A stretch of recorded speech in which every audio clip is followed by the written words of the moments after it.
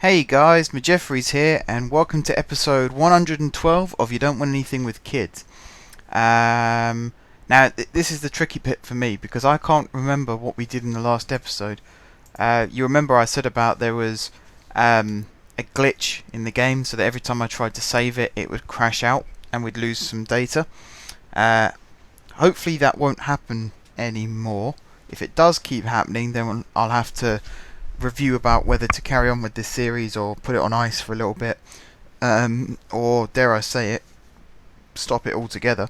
Hopefully that last option won't be a reality. It should just be a case of it'll fix itself, or I put it on a bit of a hiatus whilst the developers sort it out. So I can't remember if we actually played Shrewsbury in the last episode or not. Something tells me that we didn't. Something tells me the last match we saw was Forest Green. But we've got Cheltenham today, and it's at home, so we're going to go straight into this match, and then hopefully the next match will be Stevenage, also at home. Right, so O'Brien in goal, Villa at right back, Jones, there he is, at left back, and then we're going to have Howlett Mundle. In fact, are we going to have Howlett Mundle? I don't know. We're definitely going to have Stevens. Where's Cartwright? No, Cartwright's in a better condition, so we'll have Cartwright instead. A couple of you got in touch about Howlett Mundle, saying what a good signing he is. One of you saying that you signed him on a free transfer, but that was because he'd had cruciate ligament injury. Looking at his stats, he looks like a player who you could sort of carry right up at sort of high League One, low Championship level at this stage. Obviously, as he gets more and more game time, his stats will improve and his potential will rise, as well as his current ability. So, providing he stays off the injury table and he gets enough games under his belt, he should turn into a good young star for us. That's the plan for him anyway. But yeah, let's carry on selecting the team before I rabbit on forever. Forster-Caskey on the left side there, Mantum on the right side there, Mr. De Silva in the centre, and then we're going to have, let's have Drewson on the right. Ooh. Tricky. Let's try Emmanuel Thomas on the left. And then we're going to have Campbell up front again, of course, because he's Campbell, he's our best player. Bench is going to be King, Hutchinson, Klopmus,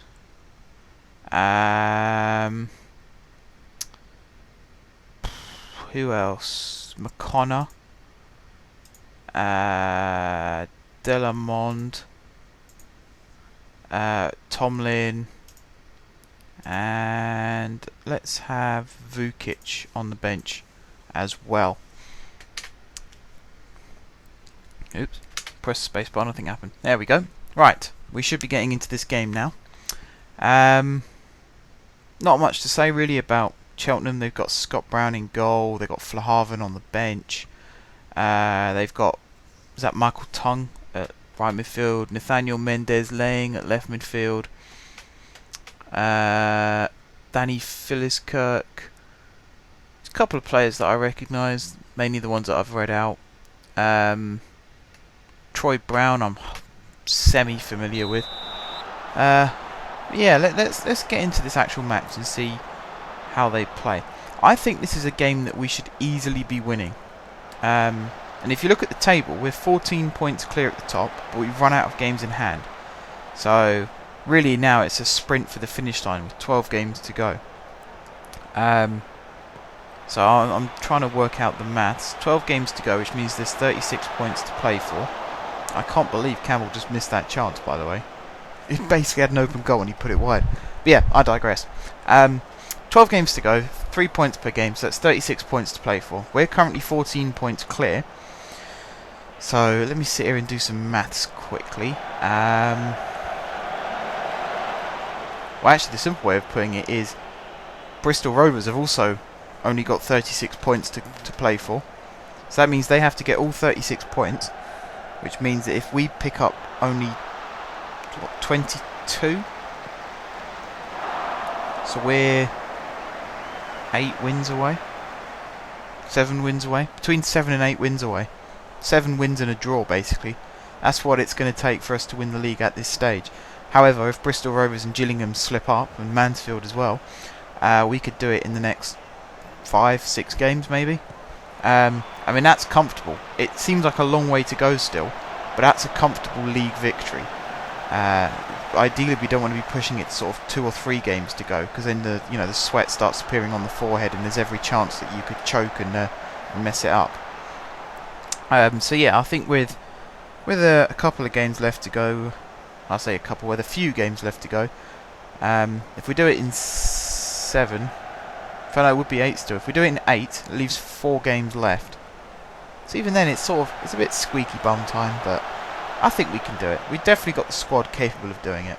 And then we can get into the summer and we can start clearing out some of the players that we don't want anymore. And we can start looking up again towards League 1 obviously, because that's the league we're going into, and then even higher to the Championship. And that's the target for now. We'll start worrying about the Premier League sort of this time next season.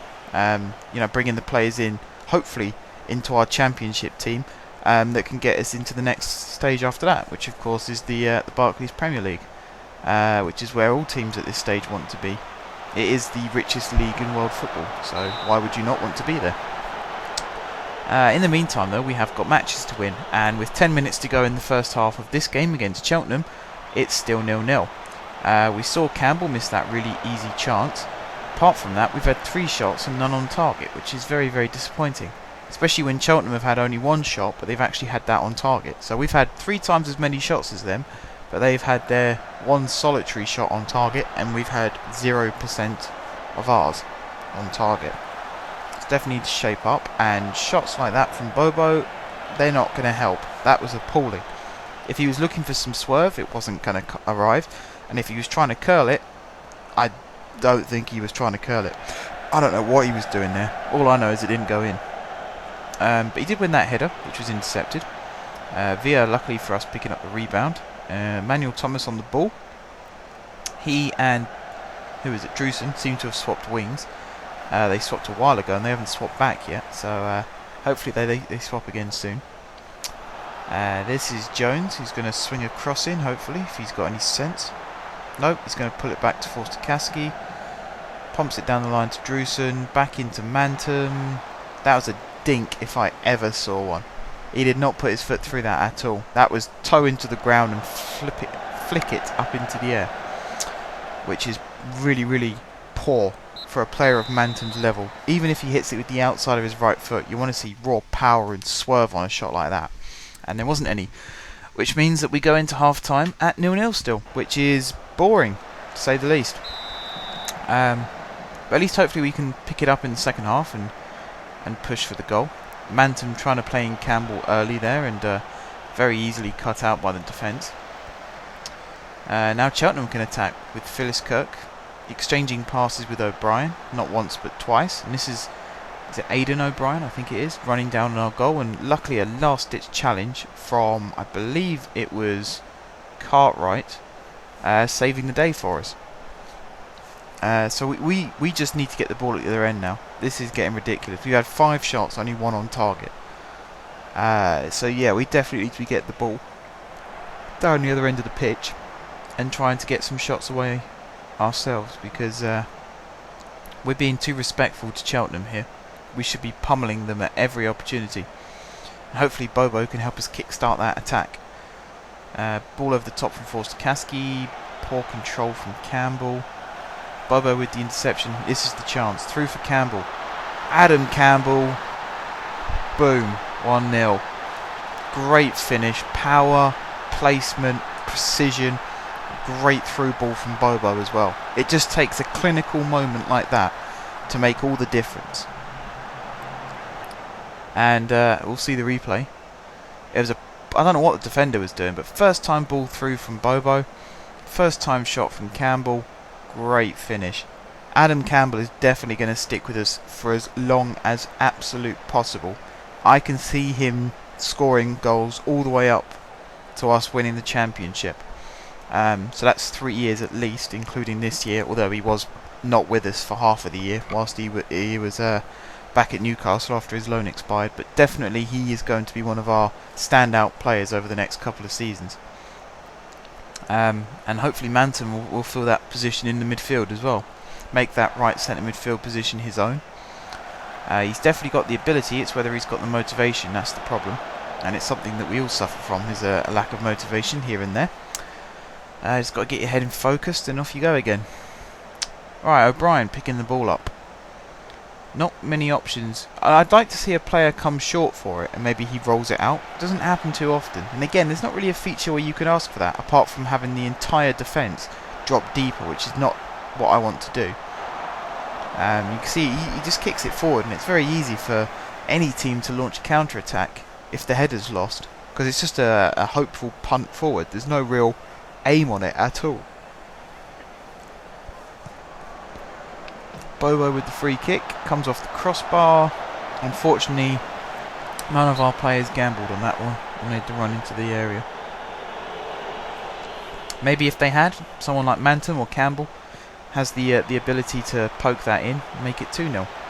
And again, for some reason, Bobo, I'm not saying he's our best set piece taker, but he should know better than to aim it towards the shortest player on the pitch in Campbell. Even if he's good at heading, it's still a risk. Someone like Stevens or Cartwright, who's made the run forward, you should be looking towards them, really. Best headers in the team. Or at least they should be if they're their centre-backs. But you never know. So it looks like this is actually going to be a 1-0 win. It's a bit boring. I expected better from the team.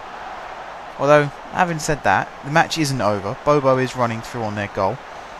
Not the best shot, but again, the keeper didn't get his hands on it. And I think it's time for some substitutions, actually, because it wastes a little bit of time, and it might help us push for a second goal. And the substitutes basically make themselves. Excuse me, I keep yawning tonight. I don't know what is wrong with me. I've been yawning all day. There's something wrong with me. Anyway, Klopmas on for Jones. McConnor on for Forster-Caskey. And Vukic on for Bobo. There's the 3 subs. Wastes a lot of time. And I'm going to take a quick sip of my drink. So if you hear a funny noise, it's just me and my bottle. So bear with me 1 second.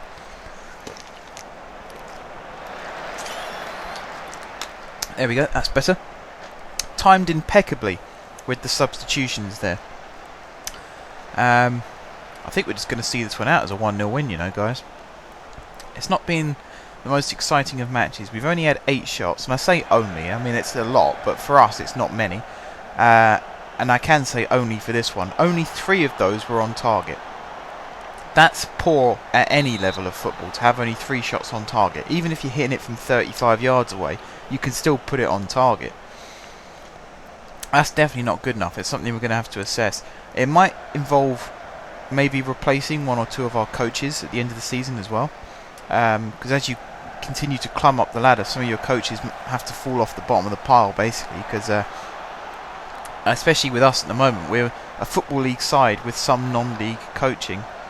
So we definitely need to change that. We need to shape that up. Might have to look at improving our training facilities as well. I'm not going to argue that one as a penalty because it did look like the defender won the ball.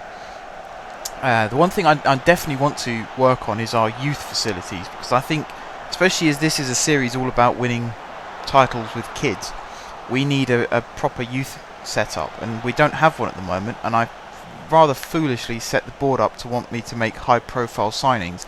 So every time I ask them if they can help me expand the youth academy, they keep saying no, because they want me to make some high-profile signings. Which, to be honest, is one of the reasons why I ended up signing players like Campbell and Vukic. Because although they're not like marquee signings, for a League 2 side, bringing in a player of that quality is kind of high-profile. So I was hoping that maybe that would tick the box that the board wanted me to deal with. And then I could qualify for improving my training ground and my youth facilities. But we'll see. We'll see. It might be a case of I'll have to bring in a Premiership player for quite a lot of money and quite high wages. If I do end up having to do that, I'll try and look for somebody young and high profile. I mean, just to throw a couple of examples out there, you've got players like Luke Shaw, Lallana, although he's not that young anymore, but Lallana is in that bracket. Gallagher from Southampton, Sam Gallagher I think his name is. Even somebody like Moussa Dembele from Fulham, who I'm recording this on Sunday, so for those of you who watched the football today, you'd have seen the young Moussa Dembele, not the Spurs one, but the Fulham one, playing for Fulham against Everton, and I was actually quite impressed with him. So I'm definitely going to check his stats out on here, because if he's worth signing, I might look into that, because he looks like a young, hungry, attacking player. I saw him push Distan off the ball a couple of times, which I didn't even think was possible. So the fact that he's only 17 in real life, which means that he's probably about 19 or 20 on this game, he's definitely one to be looking at. So yeah, also if you know, if there's any players out there that you think I should sign, feel free to drop a comment in the comments box. I will make consideration to all suggestions, and we'll see what happens. As for this match, we won 1-0. It wasn't very exciting, so I apologise for that. Blame the team, not the manager, is what I say. And hopefully we can come back and win our next match convincingly, which to me it's a big deal because it's a home match against Stevenage. For you, it might just be another match, but you know, it means a lot to me. So we'll deal with that in the next episode, guys. So until then, thank you very much for watching. If you haven't subscribed to my channel, be sure to click the subscribe button.